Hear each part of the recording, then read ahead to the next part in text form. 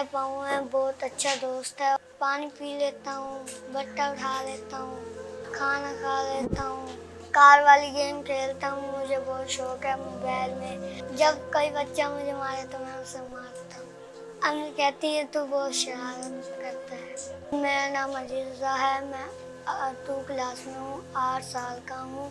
मुझे पढ़ने का बहुत शौक है। मैं अपनी बहन के साथ स्कूल आता हूँ। मेरी बहन बहुत ख्याल रखती है, मैं भी उसका बहुत ख्याल रखता हूँ। मैं पाँव से लिखता हूँ, मुझे तंगी नहीं होती।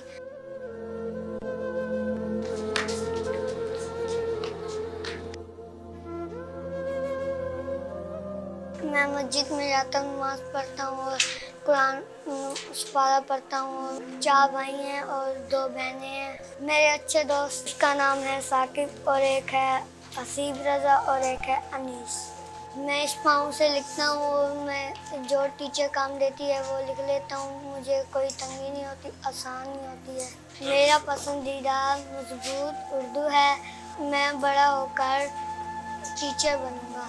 चावल खा लेता हूँ, सारा कुछ कर लेता हूँ। मैं पानी पी रहा हूँ और बच्चे हैरान हो गए देखकर और मैं उन्हें कहता हूँ तुम भी पी कर दिखाओ। तो वो कहते हैं हमारा पाँव नहीं जाएगा।